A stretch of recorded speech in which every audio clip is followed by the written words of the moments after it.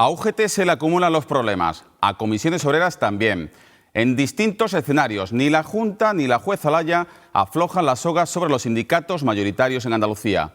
El Gobierno andaluz por primera vez condiciona la concesión de nuevas ayudas a que la Unión General de Trabajadores justifique las subvenciones concedidas en el pasado que están bajo sospecha.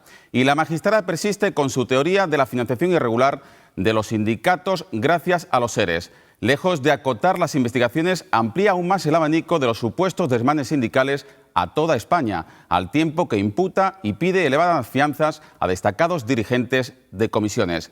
Ese titular de portada en un día en el que 8 Andalucía quiere hablar sobre la hermana mayor de la televisión, la radio, que se hace en 2014 nonagenaria. Esta querida abuela de España cumple 90 años con nombres propios como Antonio Calderón, Bobby de Glané, Matías Prats, Joaquín Luqui, Luis del Olmo, José María García de la Morena, Iñaki Gabilondo, Pepa Bueno y tantas voces que nos hicieron cómplices y así siguen de la actualidad, de sus opiniones, del deporte, de la música y del entretenimiento. De la radio del presente y los retos del futuro reflexiona aquí en unos instantes el director de la cadena de emisoras más veterana y más escuchada de España, la cadena SER, con Antonio Hernández Rodicio, con 4 destacados periodistas de Europa Press, El Correo de Andalucía, El Diario.es y Europa Sur. Naturalmente con todos ustedes y por Andalucía, vamos esta noche y siempre a por todas.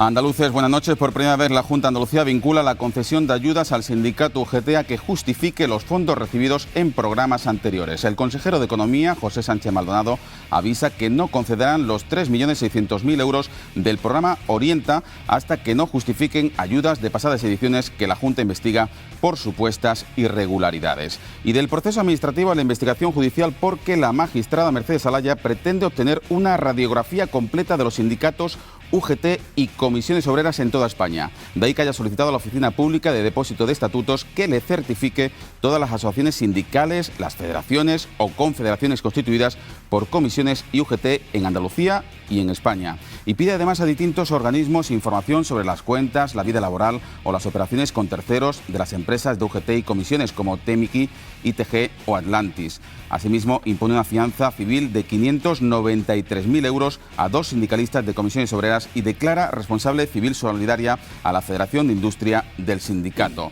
Por lo demás, la Junta aprobará el próximo 18 de febrero en Consejo de Gobierno el proyecto de ley de transparencia de Andalucía con el objetivo de fomentar la ejemplaridad en lo público. Lo ha anunciado esta tarde en el Comité Director del PSOE andaluz, Susana Díaz. Hemos reconocido errores, hemos rectificado y hemos puesto medidas para que aquellos casos que a todos nos avergüenzan y nos abochornan no vuelvan a repetirse en el seno de la Junta de Andalucía. Pero como entendemos que eso no es suficiente y que, insisto, es fundamental la ejemplaridad y la rendición de cuentas, como les decía, el próximo día 18 se aprobará la Ley de Transparencia del Gobierno andaluz para toda Andalucía. La presidenta ha confirmado que sigue su ronda de reuniones con grandes empresas de este país. El siguiente será el presidente de Endesa. Y a 48 horas de que concluya el plazo de presentación de candidaturas a la presidencia del PP andaluz, a la que optará salvo sorpresa el secretario general José Luis Sanz, siguen produciéndose movimientos alternativos como los de la plataforma creada en Málaga en apoyo a la alcaldesa de Fuengirola, Esperanza Oña, a la que se han sumado concejales de su equipo de gobierno, si bien garantizan que esta iniciativa no está auspiciada por el ayuntamiento. Preguntado al respecto, el alcalde de Málaga, Francisco de la Torre, ensalzaba esta mañana las cualidades de Oña como posible candidata. A todo esto, la presidenta del PP madrileño sigue echando leña al fuego. Después de espetar el pasado viernes a Arenas que dejara de mangonear en el PP andaluz, hoy le ha señalado directamente: el dedo divino para Esperanza Aguirre no es ni Rajoy ni Cospedal, sino del propio Arenas. Y seguimos sin novedades sobre la fecha en la que los pescadores andaluces puedan volver a faenar en el ansiado caladero marroquí. La parada biológica concluye a final de febrero, pero el consejero del Rey de Marruecos no ha desvelado hoy al consejero de Presidencia de la Junta, Manuel Jiménez Barrios, reunidos esta mañana, lo dicho, en Sevilla, el día en el que Marruecos autorizará el regreso definitivo de los buques españoles. Por lo demás, persiste la corriente contraria al anteproyecto de ley del aborto. El Consejo Andaluz de Participación de las Mujeres insta a todos los grupos políticos con representación en el Parlamento andaluz, lo han registrado esta mañana por carta, que exijan al Gobierno la retirada inmediata de esta norma que consideran criminal, ideológica y que contraviene las directrices de la Organización Mundial de la Salud. Lo que queréis es vernos como un cuerpo nos vamos a proclamar, ¿no? Y vamos a actuar. Entonces esa es un poco la ironía también de la acción. Protestar de la manera que sea menester, incluso registrando nuestro cuerpo. Una reclamación que ayer sonó bien fuerte en la voz de una mujer andaluza, Natalia de Molina, en la gala de los Goya, donde el cine andaluz volvió a demostrar su pujanza. Esta joven intérprete, premio a la actriz revelación por su participación en la película más galardonada, Vivir es más fácil, con los ojos cerrados, rodada por David Trueba en Almería y que recrea la visita de Lennon a esta provincia en 1966. Yo no quiero que nadie decida por mí. Y yo hoy pues la repito con más fuerza o con la misma, si cabe. Yo no quiero que nadie decida por mí. No. Gracias. Muchísimas gracias. El sevillano Fernando Franco se hizo también con el galardón del mejor director Nobel por La herida. Para mí significa una recompensa al trabajo de todo el equipo. Yo a los premios les doy una importancia relativa en el sentido de que son muy circunstanciales, que muchas veces ha habido una película que es la que más me ha gustado que no ha ganado, viceversa. Entonces son circunstanciales, está muy bien, le dan una segunda vida a la peli probablemente, o sea, hacen que tenga más visibilidad, se ha reestrenado, igual aguanta un poco más con eso, pero sobre todo para mí es una recompensa al equipo. Por primera vez, 2 cintas andaluzas, Caníbal y La herida, optaron al premio a la mejor película. Son las principales noticias del día hoy en Andalucía, en una jornada en la que nos van a permitir que en A por Todas aparquemos por una noche la actualidad y les hablemos de periodismo y especialmente de uno de los medios más relevantes y más influyentes, la radio. Precisamente en la semana en la que se celebra el Día Mundial de la Radio, 8 Andalucía tiene la suerte, el placer y el honor de recibir al director de la cadena de emisoras más veterana y más escuchada en la radiodifusión nacional, con casi 5 millones de oyentes diarios. Director de la cadena SER, Antonio Hernández Rodicio, buenas noches. Buenas noches, Fernando. Y muchísimas gracias por acompañarnos en el plató de Por Todas. Gracias a vosotros por invitarme. Evidentemente le hemos convocado para hablar de radio, de periodismo, de debate territorial, de Andalucía, pero antes que nada permítame que le pregunte, usted hoy se ha despertado en Madrid, cuando entra en Andalucía, ¿qué siente usted cuando regresa a su tierra? Hombre, pues una inmensa alegría. Y, en fin, no estoy muy lejos y vengo con bastante frecuencia en la tierra, donde tiene uno sus raíces, donde tiene su familia, sus amigos y una buena parte de sus sentimientos. Señor Hernández Rodicio, en un mundo cada vez más globalizado, con una cultura de la imagen más expansiva, la pujanza de Internet, ¿qué sitio tiene que buscar la radio? ¿Lo ha encontrado o en qué escenario se encontrará cómodo en el futuro? Yo creo que la radio, que vive un momento extraordinariamente importante, ha encontrado su sitio hace mucho tiempo. Otra cosa distinta es que aún le queda mucho por lograr, especialmente, digamos, la convergencia digital. Sin duda es una de las asignaturas pendientes. La radio parece que siempre está examinándose, ¿verdad? Y yo diría que siempre está probando. Primero fue el gran reto de la televisión, actualmente es el reto de Internet, que no solo no ha fagocitado a la radio, ha compartido un modelo de gratuidad con la radio, sino que nos ha dado una oportunidad de colocar productos a través del podcast, contenidos y por lo tanto tener una plataforma para duplicar audiencia. Para nosotros Internet ha sido una bendición, hay que decirlo, si bien es cierto que estoy convencido que hay que profundizar mucho y tenemos que sacarle mucho más rendimiento, tanto a nivel de audiencia como de influencia, de recorrido editorial y económico a Internet. La radio creo que está en el sitio en el que está, que es en el sitio de la conexión con los ciudadanos, de la complicidad, del hablar y del saber oír, y por lo tanto diría que la radio vive un momento, una vez más, una edad de oro. Son 25 millones de españoles los que escuchan cada día la radio, 13 la musical, las emisoras musicales, 12 la convencional. Creo que en todas las marcas se hace una buena radio, hay buena competencia y me parece, por lo tanto, que dice mucho de su salud. ¿Quizá por ello ha resistido mejor los embates de la crisis? Sí, sin duda. Yo creo que la crisis no nos ha cuestionado el modelo empresarial ni el modelo de trabajo que tenía la radio. Tenemos un problema coyuntural, como todos los medios de comunicación, y que tiene que ver básicamente con los ingresos. Pero no tenemos un modelo, o sea, no tenemos un problema estructural, como si tiene, pues desgraciadamente, otros medios, como puede ser la prensa, que se siente mucho más amenazada y con motivo porque Internet realmente le ha cambiado pues su forma de funcionar. A nosotros no nos ha cambiado, nos ha dado una oportunidad, nos ha dado una plataforma añadida que creo que estamos empezando a aprovechar. Este jueves, Día Mundial de la Radio, La cadena SER pertenece a Prisa Radio, que tiene una red potente de emisoras en Iberoamérica, en América, en Estados Unidos también. ¿Es un espejo la radio española para el otro lado del Atlántico, a la inversa, o se nutren ambas? Pues desde luego nos nutrimos ambas, porque al otro lado del Atlántico, tanto en Caracol como en Colombia con Radio Caracol, donde por cierto se maneja el español que da sinceramente envidia, en Chile con ADN, en Costa Rica, en México, en Argentina, en todos aquellos países donde tenemos presencia, los compañeros hacen una radio estupenda. Percibo que hacen una radio claramente más desprejuiciada que en España, más desinstitucionalizada, donde introducen muchas dosis de humor político, mucho más sarcástico, mucho más ácido en algunas ocasiones. Por ejemplo, un programa en Radio Caracol que es La Luciérnaga, que recomiendo a cualquier aficionado a las cosas de la política, del humor de la radio, que lo sintonice en su página web, o El Hueso, que lo hacen también en México, son espacios de referencia para nosotros. Modestamente, creo que también la radio en España tiene cosas que no que enseñar, sino que aportar, que compartir con los compañeros del otro continente. Precisamente en la cadena SER, para conmemorar un poco el Día Mundial de la Radio, desplaza ahora 25, Dante Barceló, este jueves a Sevilla, con la participación o la presencia de Iñaki Gabilondo, Jesús Quintero, Antonio Dechem, Cristina Hoyos, entre otros invitados. ¿Qué es para la cadena SER, para la radio española, qué aporta Sevilla, qué aporta Andalucía? Bueno, pues aporta muchísimo. Sevilla en particular va a cumplir el año próximo 90 años de existencia.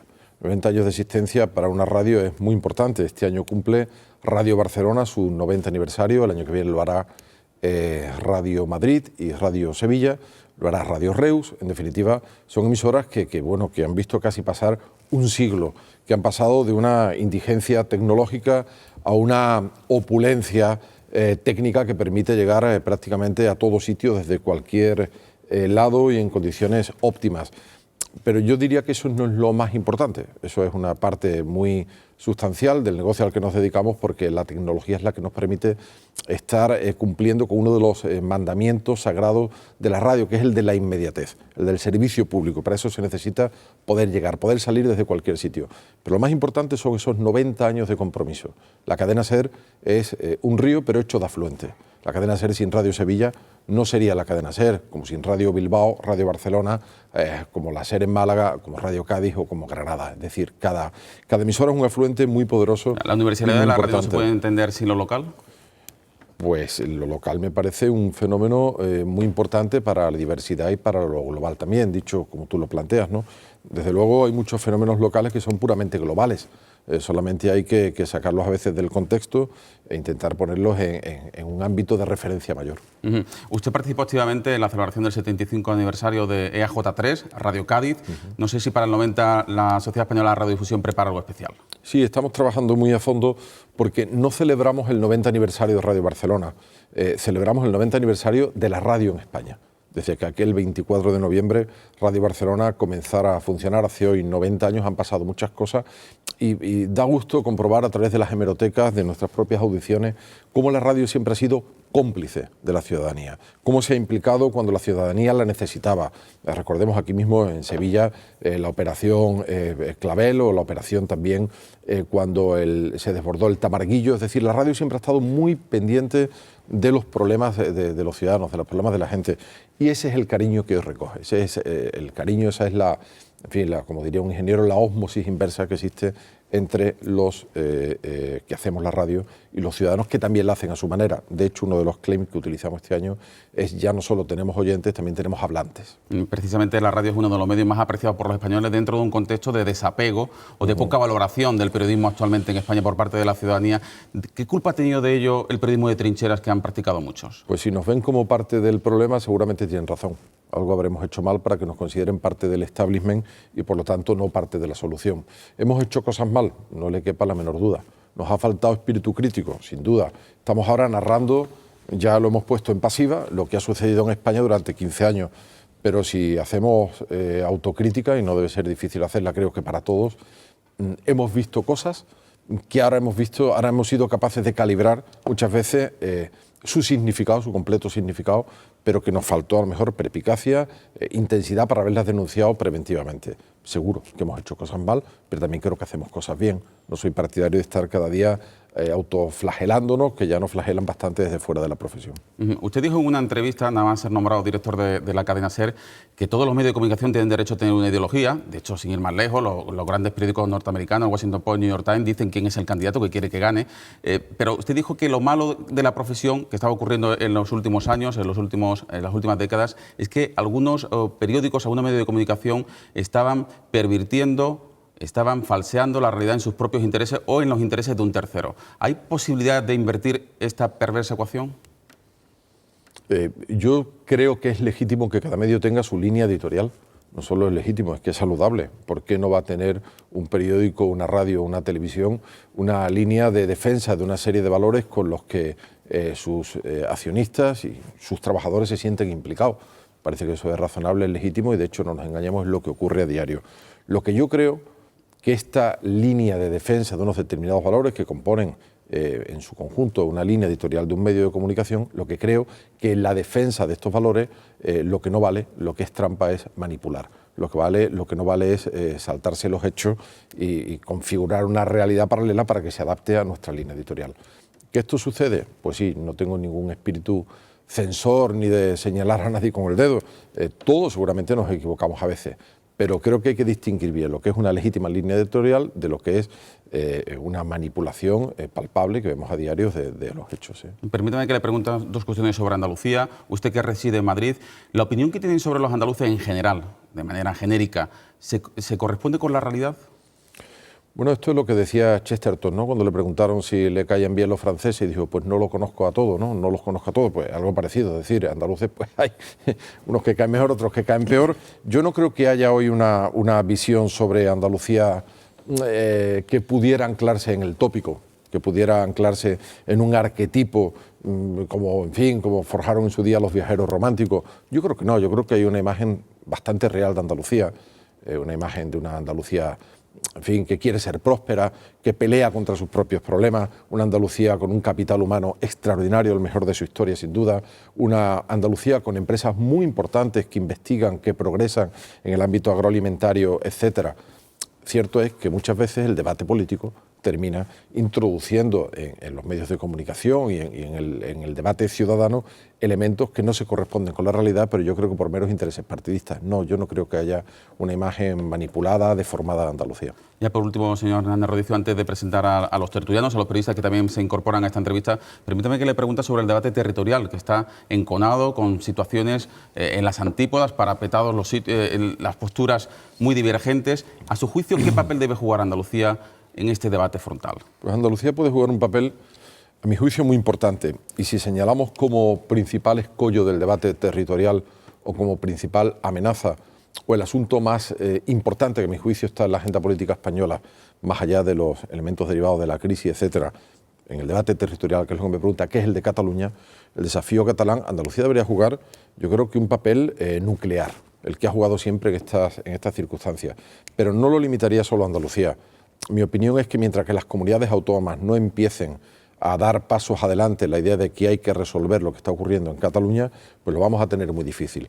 Si cada idea que surge de Cataluña, cada declaración, se trata a palos y de una forma absolutamente manipulada, solo vamos a ir enrocándonos en un debate que no nos va a llevar a nada. Dicho eso, el ventajismo del nacionalismo catalán es tremendo. Están jugando con una serie de datos falseados, apelando, yo diría que a veces incluso a los más bajos instintos y promoviendo pues una independencia que sinceramente no se me ocurre ni su utilidad ni su eficacia, pero hay que reconocer que hay casi un 75% de la población catalana, según las últimas encuestas, que quiere ejercer su derecho al voto y que hay una mayoría, que hay un porcentaje que podría considerarse entre el 45 y el 50%, que hoy parecen dispuestos a votar a favor de la independencia. Ese es un asunto muy serio. Ahí lo que se echa en falta es una acción mucho más clara del Gobierno para intentar salir del atolladero en el que nos encontramos. Las autonomías, con Andalucía a la cabeza, creo que tienen mucho papel que jugar. Bueno, pues ahora sí, presentamos a los tertulianos que nos acompañan. Isabel Morillo, buenas noches. Hola, buenas noches. Alberto Grimaldi, bienvenido. Buenas noches. Francisco Morón, igualmente, buenas noches. Lucrecia Evia, buenas noches. Bueno, Antonio Hernández Rodicio. Bueno, yo me gustaría aprovechar que viene de Madrid, que viene de dirigir un gran medio de comunicación. ¿Qué visión hay de la nueva presidenta de la Junta de Andalucía? ¿Cómo se está viendo el tour que está haciendo por toda España? ¿Cómo está representando a Andalucía? ¿El papel que quiere jugar dentro del Partido Socialista? esa visión que desde Madrid se puede tener de la nueva presidenta y del estreno que tuvo allí, que fue un estreno muy saludado por todos, que fue muy bien acogida, y bueno, parece que a lo mejor el efecto podía más y que incluso puede hacer que juegue un papel más importante a nivel federal y dentro del partido, en la dirección federal del Partido Socialista. Yo no creo que haya una idea, una imagen homogénea de Susana Díaz, cada uno tendrá su opinión y realmente me resulta muy difícil arrogarme el resumir las opiniones. Mi opinión particular creo que ha irrumpido con mucha fuerza en el debate político español, en un PSOE que realmente está bastante huérfano de liderazgos muy reconocidos por la ciudadanía. Susana ha ocupado un espacio, un espacio muy importante y en muy poco tiempo. Es evidente que cuando se es presidenta en este caso, de una comunidad como es Andalucía, tienes el papel que conquistas más el papel que ya llevas y el trozo de protagonismo que te confiere la presidenta de la comunidad más poblada de España, con la trayectoria política de Andalucía y las ganas que ha tenido siempre de jugar a equilibrar cosas. En el foro de Madrid donde debutó, como tú dices, pues yo creo que irrumpió con fuerza, fue muy saludado. Y en Barcelona yo creo que también está haciendo un trabajo importante, que entiendo que pueda ser criticado. Se puede preguntar por qué la presidenta de una comunidad autónoma intenta hacer política nacional, pero ya lo he dicho antes, que a mi juicio las autonomías tienen mucho papel que jugar en esto del debate territorial. ¿Crees entonces que es el momento de que a lo mejor el PSOE andaluz vuelva a tener ese peso o esa representación a nivel federal dentro del partido que quizás estos últimos años con la figura de Pepe Griñán no llegó a tener? Yo creo que lo tenía. Pasa que el poder se conquista mediante la autoridad moral, no mediante la autoridad ejecutiva.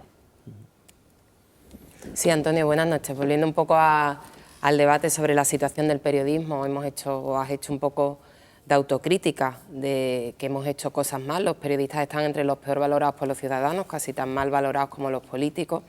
A mí me gustaría saber cómo crees que tiene que ser la relación entre un periodista y un político, porque es una relación muchas veces muy complicada, ¿no? Y también me gustaría preguntarte si crees que hoy en día es posible hacer buen periodismo sin periodistas, porque las plantillas de cualquier medio de comunicación en los 3 últimos años han sido víctimas de ERE, despidos, rebajas salariales y no sé cómo podemos aspirar a un periodismo de calidad o a hacer un buen periodismo si las condiciones de precariedad son cada vez más para los periodistas, ¿no? Sí, sin periodismo, empezando por el final, sin periodistas es imposible, ¿no?, que se haga periodismo. Hoy todos los medios vivimos la crisis que vive la sociedad española, la hemos acusado de forma muy importante. Posiblemente haya sido tras la construcción el segundo o el tercer sector perjudicado en ERE, en despido, en una situación de bajadas de salario, etcétera. Por lo tanto, la situación es muy precaria, hay que decirlo así, los medios vivimos una situación muy precaria, indeseable, y que solo podemos esperar que la economía de verdad se recupere, que vuelva la inversión publicitaria y los medios podamos empezar a ensancharnos de nuevo y a coger fuerza. Pero evidentemente, Isabel, yo creo que hay un riesgo que no es para los periodistas solo, que podemos ser los primeros paganos de la situación, sino que hay un riesgo para la sociedad. Al final no somos más que los meros depositarios de un derecho de los ciudadanos, que es el derecho a la información. Cuanto peor podamos ejercer nosotros su representación mediante el pacto tácito que tenemos establecido, peor haremos nuestro trabajo, peor administraremos sus derechos y evidentemente no accederemos a muchas fuentes de información, no podremos dedicarle tiempo a temas relevantes para poner en circulación aquello que alguien no quiere que se ponga en circulación. Hay un buen ejemplo, el dinero que invirtió el New York Times, que fue una cantidad extraordinaria de millones en la cobertura de la guerra de Irak, y le permitió sacar exclusivas como la de la cárcel de Abu Ghraib. Cuando no se puedan permitirse este tipo de inversiones, ¿quién contará qué sucede en esas cárceles secretas? Lo digo por elevar un poco el discurso y separarlo del día a día nuestro, ¿no? ¿Pero hay hueco para nuevos medios? ¿Tú le ves el hueco, ves las posibilidades? Tú estás en un nuevo medio que está haciendo un buen trabajo y me parece que tanto el diario.es como Infolibre, como otros compañeros, el Extra Radio, que están haciendo también radio, compañeros que salieron de otras emisoras, están haciendo lo que hoy toca, periodismo, con los nuevos medios, con nuevas formas de financiación, tejiendo nuevas complicidades con los consumidores de información que son los oyentes. Y no solo es que haya nuevos medios, es que es deseable que haya nuevo espacio para nuevos medios con nuevos formatos. Yo creo que es un debate muy complejo, pero muy interesante a la vez, ¿no? Porque hoy casi un periodista con un smartphone se convierte en sí mismo en un medio de comunicación, si ejerce el periodismo si contrasta las noticias, si tiene acceso a las fuentes y cuenta una noticia, ¿qué diferencia hay al final entre contarla en un Twitter con 100.000 seguidores o contarla en un periódico de papel? Evidentemente hay diferencias, no digo que sea exactamente igual, pero en el proceso no habrá demasiada, habrá tenido un comportamiento profesional y habrá conseguido al final el objeto, que es contar una noticia y gente que le interesa consumirla. Pero el modelo, por ejemplo, el modelo de empresa que se está generando es muy diferente, ¿no?, al tradicional. Absolutamente. O sea, se está rompiendo mucho y yo creo que no tiene nada que ver lo que están haciendo con lo que había. Eso, ¿cómo llegaremos a una convivencia feliz con espacio para todos? Yo creo que son fenómenos al menos hoy distintos, ¿no? El de los grandes medios y el de los medios emergentes, ¿no?, si lo podemos llamar de alguna forma.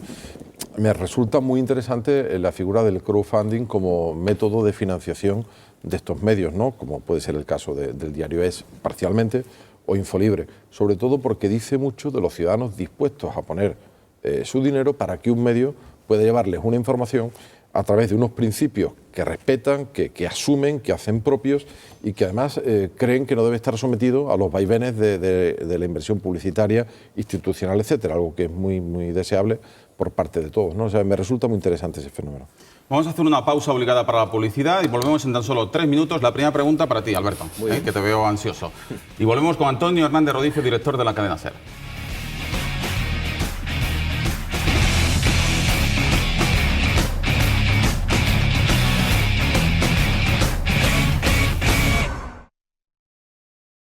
Seguimos en A por Todas, aquí en 8 Andalucía, reflexionando sobre el periodismo, sobre la radio, con el director nacional de la cadena SER, Antonio Hernández Rodicio. Y era el turno de Alberto Grimaldi. Bueno, a mí me gustaría preguntarle a Antonio, al que me va a costar hablarle de usted, pero lo intentaré.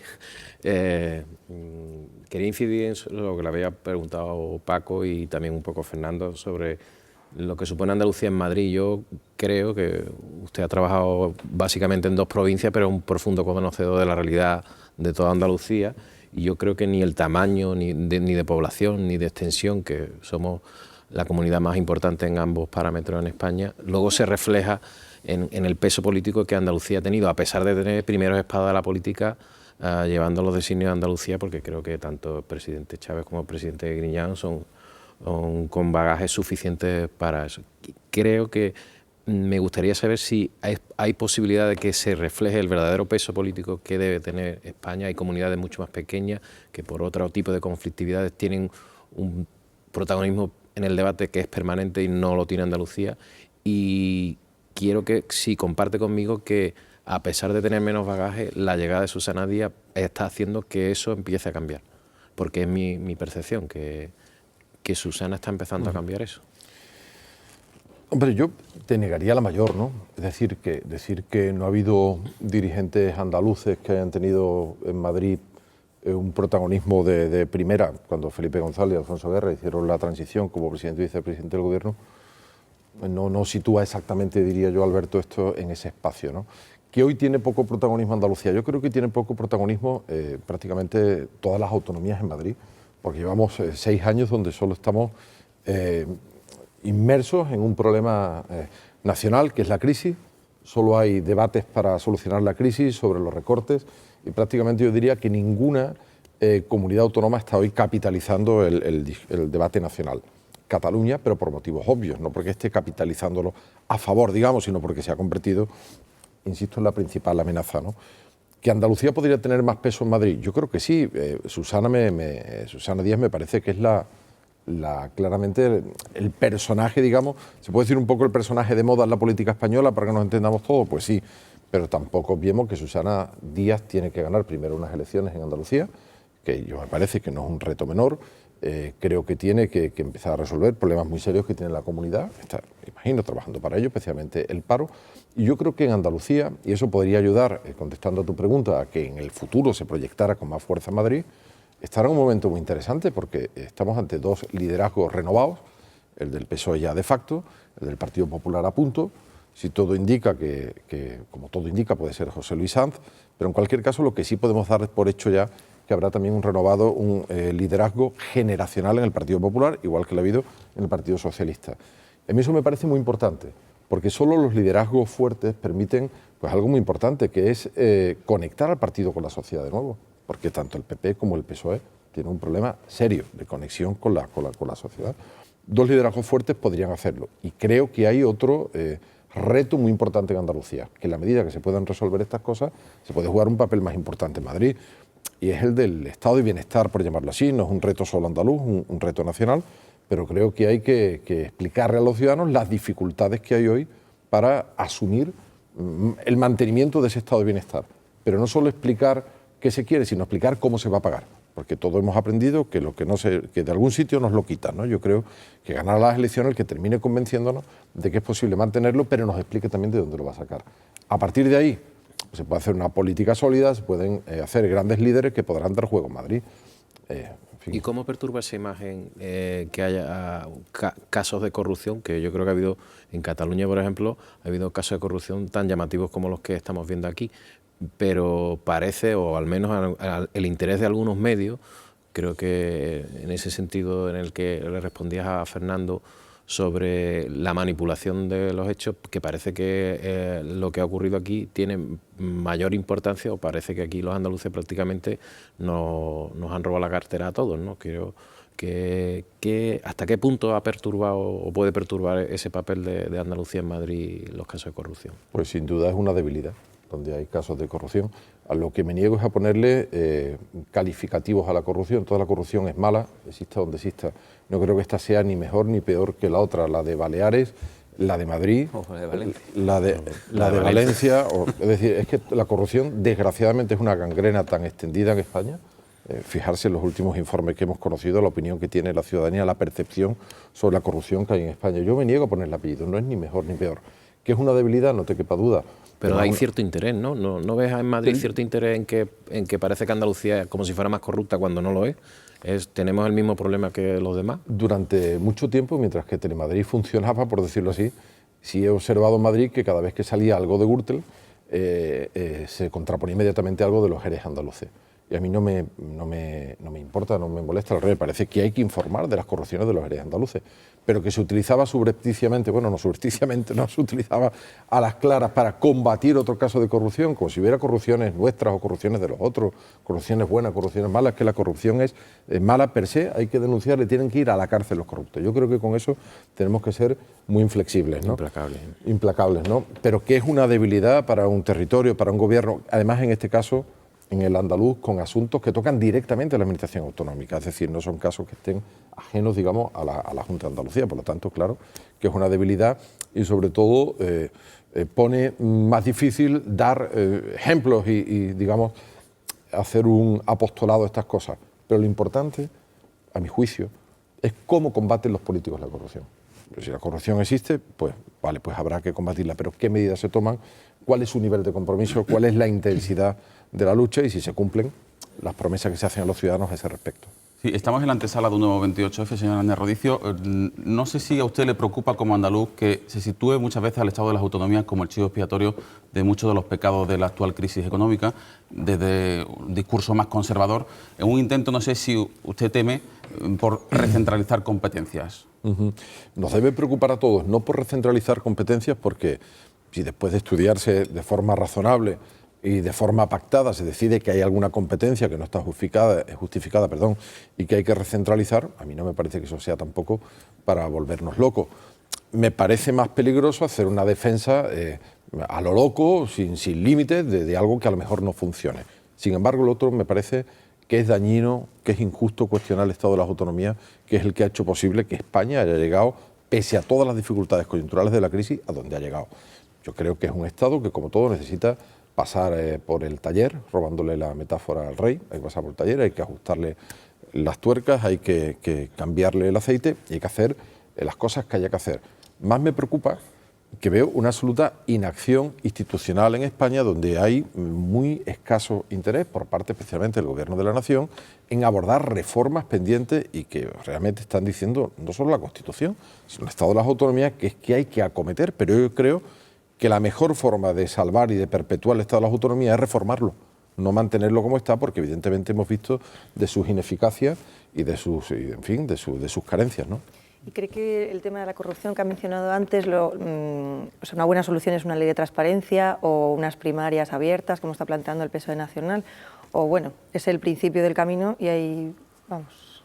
Hombre, todo lo que son medidas que permitan al partido abrirse, que sea una elección más participativa, conectar con los ciudadanos y poder reilusionar a la gente con todo lo bueno, que es mucho, que tiene la política, me parece interesantísimo y me parece estupendo.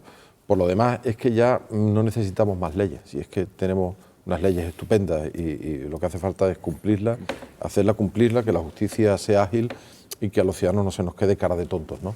Sí, me gustaría que valorara todo el proceso de cambio, de renovación del PP, que lo ha mencionado, del PP en Andalucía, ¿no? Cómo se ha desarrollado, que parece que vamos a llegar, esto todavía está por ver, pero sí que me gustaría una valoración suya de este proceso. A mí me parece, y me corregís porque todos sois mucho más expertos y tenéis mucha más información que yo en este sentido, me parece que el problema no es de ahora, es un problema cuando se elige a Zoido, ¿no? Ahora se habla mucho de los dedazos, pero a Zoido lo pone Javier Arenas, pero no por Juan Ignacio Zoido, que es un político estupendo para otras cosas, porque no tenía vocación de ser un líder andaluz. Y forzar esa situación posiblemente haya desembocado en un problema que están ahora mal resolviendo.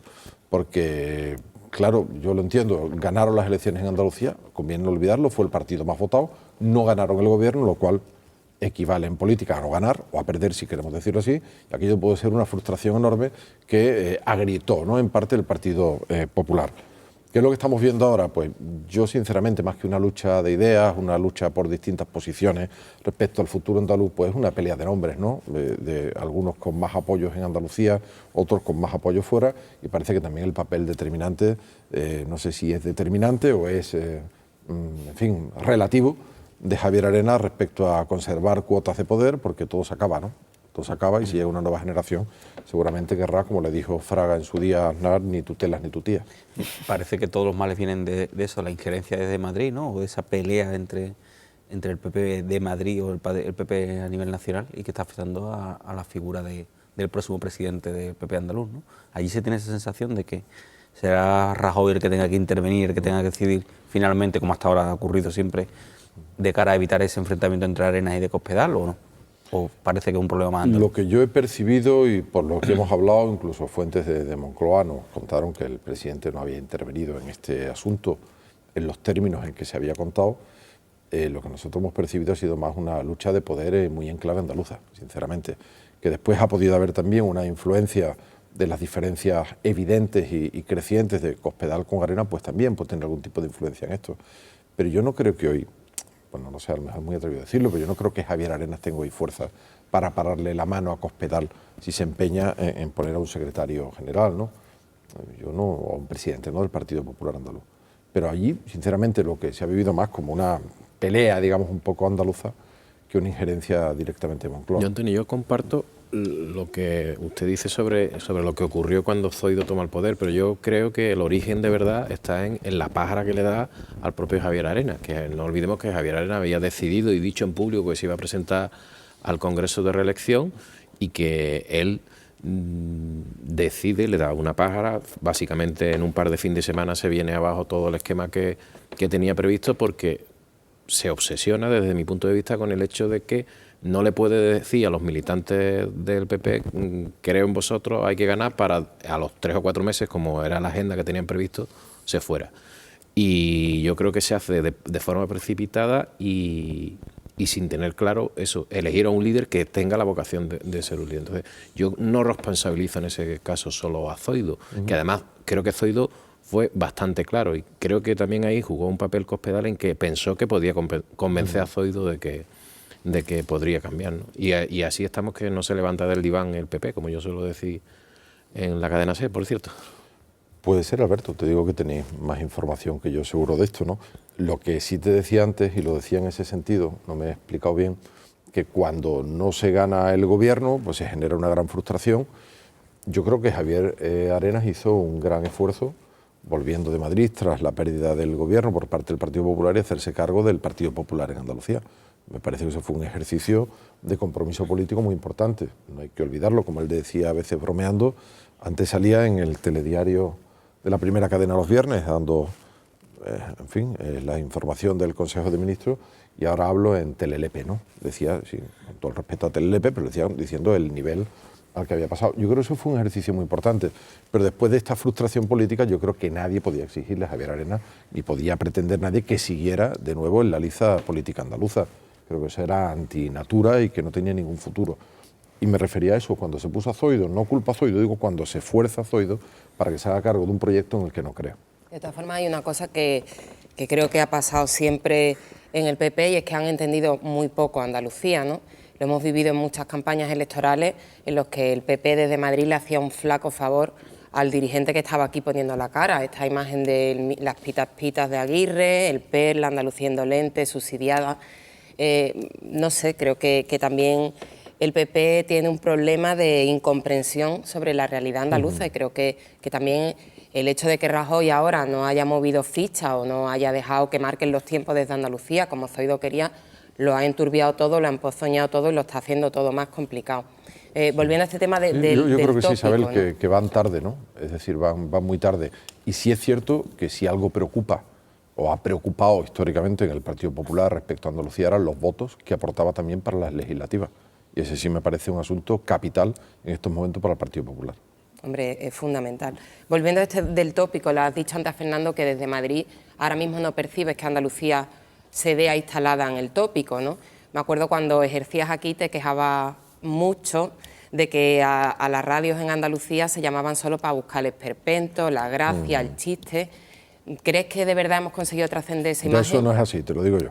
Bueno, en la SER me consta que ahora mismo no será así. No, pero ¿crees que se ha trascendido esa imagen de verdad? Porque desde aquí a mí sí que me da la impresión de que Andalucía solo sigue saliendo con la corrupción de los ERE, con el paro, que es una realidad y que es así, con la misma imagen de miseria y de subsidio y no sé, esa es la impresión desde aquí. Yo no lo creo, Isabel, sinceramente es que no lo creo. Si lo creyera lo denunciaría y trabajaría en lo que a mi modesta parcela pueda corresponderle para que no fuera así. Los compañeros de Galicia también se quejan que solo tienen relieve nacional cuando se hunde un pesquero. Los de León cuando en la mina hay un problema. Los compañeros de Cataluña no te cuento. Están hartos de que se hable solo de Cataluña para hablar de la independencia. Y si hablamos de los del País Vasco, pues ya sabéis vosotros de qué estamos hablando. Es decir, hay una especie de España de los tópicos. Es verdad, eso no digo que esté del todo, digamos ya desaparecida, ¿no? Que se haya conjurado ese peligro. Pero yo no percibo, no lo puedo decir porque no percibo que haya una idea extendida ni una imagen, ni siquiera en la prensa ni en la sociedad española respecto a una Andalucía. Viajo mucho por España, que esta sea una sociedad anclada en el pasado, la subcultura, el subdesarrollo. No, corrupción sí, la que hay que contarla como en cualquier otro sitio, ¿no? El nivel de nuestros políticos, pues como todos lados, unos mejores y unos peores, pero no me parece que sea hoy Andalucía el chivo expiatorio de nada, ni me parece a mí tampoco que se esté dando una imagen distorsionada de Andalucía. Que haya podido así en otros tiempos, pues no te digo que no, pero al revés, yo creo que hay muchos creadores, mucha gente con talento andaluza, que es la que ocupa mucho espacio en los medios de comunicación. Usted que trabaja en Madrid tendrá Debates información científicos muy importantes, es decir, yo no tengo esa sensación. Sí, perdone. Usted que trabaja en Madrid tendrá información privilegiada, acceso a ecos importantes. No sé si nos puede dar un mensaje de optimismo sobre 2014. ¿Será el año de la recuperación? ¿Hay indicios para tener esperanza en ello? Bueno, yo me puedo limitar a repetir lo que leo y lo que escucho a la gente que sabe. Como comprenderá, sería un atrevimiento estúpido por mi parte pretender decir. Parece que puede ser un año mejor que el anterior, por decirlo, por ponerlo en el contexto. Yo creo que hay datos objetivos de mejora. Y después vienen los matices. Datos objetivos de que las cosas empiezan a moverse. El rescate del sistema bancario está prácticamente terminado. La deuda se está emitiendo y se está vendiendo a buenos precios para el Estado. La prima de riesgo ha dejado de ser una amenaza. Europa en algunas cosas empieza a avanzar especialmente por el lado de los socialdemócratas en Alemania. Creo que hay elementos. Antes de ayer veía un dato que me parecía muy relevante. El año pasado creció un 20% la venta de vehículos industriales en España. Estos son pequeñas furgonetas que especialmente pues, suelen ser autónomos, que se dedican a labores de todo tipo en domicilios, en pequeñas empresas y que generalmente cambian el coche porque tienen al menos la expectativa de que no va a empeorar. Creo que en efecto hay algunos datos objetivos de mejora.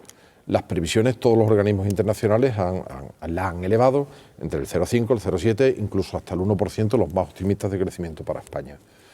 Dicen los que saben que se ha roto ya el antiguo elemento establecido que había que crecer un 2% para crear empleo, que hoy ya con un 1% se va a crear empleo neto en España en 2014. Solo sigo recogiendo lo que dicen muchos expertos, por favor. ¿Por qué se va a crear empleo con el 1%? Posiblemente porque las bajadas salariales así lo han permitido y por la flexibilidad, porque las empresas tienen hoy menos dificultades para sacar personal y lo saca más barato que antes, ¿no? Todo eso es lo que parece que puede llevarnos a un año que sea un poco mejor que el 2013. ¿Pero eso significa que se ha acabado la crisis? ¿Esto significa que estamos en la recuperación? Yo creo que no. La crisis no se acabará mientras que la gente no tenga un empleo, una vivienda y derecho a hacer su propia vida. Y para eso me temo que nos queda todavía mucho. Pues ahí quiero incidir precisamente porque en este contexto económico de recuperación o no de la economía y sobre todo de las familias, ¿le preocupa el derrumbe moral, el descrédito ciudadano que están sufriendo los sindicatos? Claro, nos debe preocupar mucho, sobre todo a ellos, que no sé si les preocupa lo suficiente, pero nos tiene que preocupar a todos, porque los sindicatos son un pilar muy importante. No solo lo han sido históricamente estos últimos 35 años en España, sino que lo tienen que ser en el futuro, y sin los sindicatos es imposible organizar esto. De hecho, se percibe ya en algunas grandes empresas cómo los llamados sindicatos tradicionales van retrocediendo y se van implantando sindicatos de sesgo anarquista, etcétera, que oye, si los votan los trabajadores, pues serán los que tendrán la representación. Pero no me parece a mí que ese sea el camino más adecuado para resolver los problemas. Pero claro, los sindicatos no están ajenos al cumplimiento de las leyes, no tienen, que yo sepa, ningún tipo de bula para actuar de otro tipo de forma, y me preocupa muchísimo. Vamos, me parece uno de los asuntos más importantes que tenemos sobre la mesa, pero no sé si les preocupa lo suficiente a ellos. Última pregunta. Pues yo quiero volver al oficio antes de que nos vayamos. Sí, porque yo venía a hablar de radio y no sé qué acabo hablando de estas cosas. Bueno. Pues no es precisamente radio. Usted ha sido director de periódico, de un periódico centenario de aquí de Sevilla, el Correo de Andalucía, Alberto. Sí, lo voy a decir. Tú no te preocupes que yo lo voy a decir. A ver. Y yo me gustaría que nos contara a nosotros y a los televidentes qué futuro le ve al papel. Yo sé que ya no es su guerra, aunque en su grupo hay grandes periódicos, pero me gustaría que nos dijera que hay quien sostiene que el papel solo se verá los fines de semana. No sé cuál es su diagnóstico sobre ese asunto. Pues también es difícil, ¿no? No soy tampoco experto para vaticinar nada. Yo como usuario, como lector, como comprador, sigo yendo al kiosco, sigo comprando periódicos, lo seguiré haciendo mientras quede una resma de papel. Pero es verdad que empieza a pedir los periódicos cosas distintas. Procuro que tengan un valor añadido, que tengan un análisis que no me permite la inmediatez o la rapidez o a veces la liviandad que ofrecen determinados productos de Internet o de nueva generación, por decirlo así.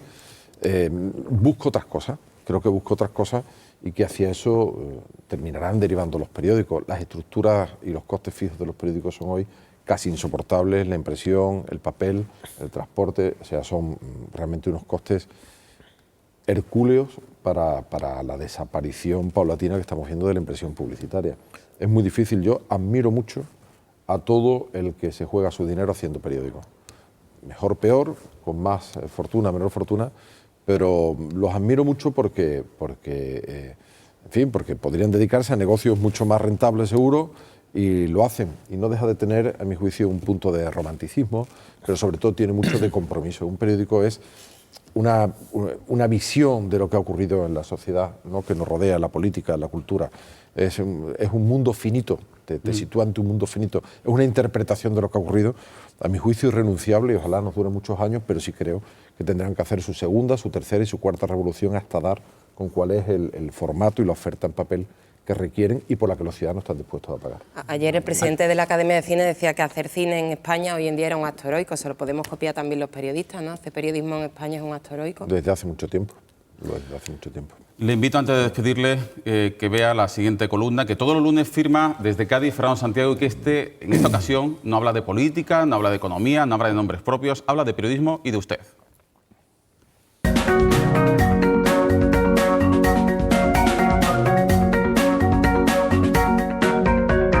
Conocí a Antonio Hernández Rodicio hace cerca de 25 años, cuando él empezaba en lo que entonces se llamaba el periódico del Guadalete o el periódico Bahía de Cádiz, que no recuerdo muy bien el nombre exacto de la cabecera porque ha cambiado muchas veces.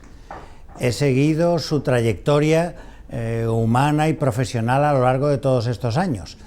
De allí su paso a redactor de Radio Cádiz, cuando él y Carlos Alarcón hicieron las más interesantes retransmisiones del concurso de agrupaciones del Teatro Falla, y luego toda su labor como jefe de informativos de Radio Cádiz, luego subdirector y director del Correo de Andalucía, jefe de informativos de la cadena SER, y ahora, como él mismo diría, refiriéndose a un amigo común, que se ha pasado al lado oscuro como director de la cadena SER.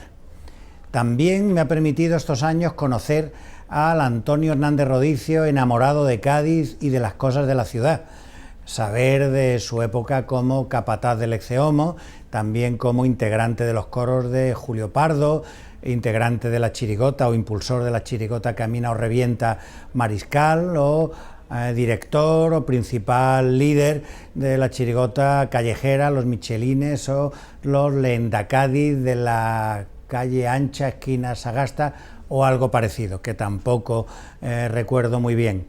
Ese Antonio Hernández Rodicio, enamorado de Cádiz, apasionado por todas las cosas de la ciudad, con un agudo sentido crítico de la marcha de las cosas de Cádiz, impulsor, por ejemplo, de la Real Orden Gaditana de la Guayabera y de otras muchas iniciativas, que desde Madrid mantiene siempre una mirada permanente sobre las cosas que ocurren en Cádiz.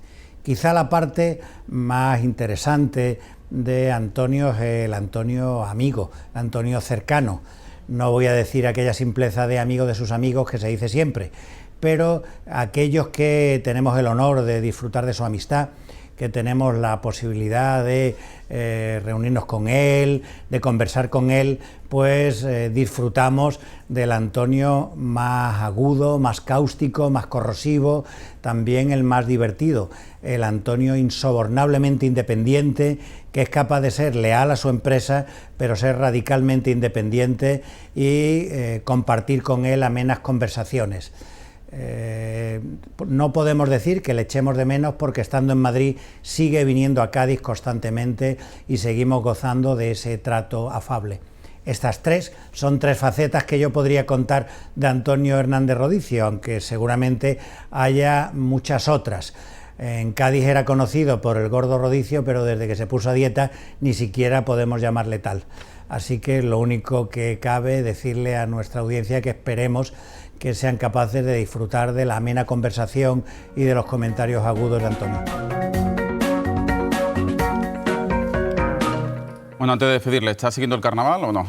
Bueno, algo a distancia. Hombre, agradecerle a Fernando el artículo. Fernando es que me quiere mucho, eso es una rareza, que quiera mucho a alguien. Y tampoco sé si es bueno del todo que hable bien de mí, ¿eh? Pues Antonio Hernández Rodicio. Sí, sigo el carnaval, perdona, sí. Anoche vi a los Pepe Trola. Los Pepe Trola, ¿no? Muy divertido, los Pepe Trola.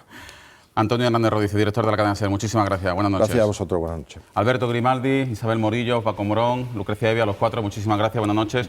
Volveremos mañana con el presidente de la Diputación de Sevilla, Fernando Rodríguez Villalobos, el miércoles con Rafael Rodríguez, el consejero de Turismo, y el jueves con el humorista Manu Sánchez. Y como siempre, iremos a por todas.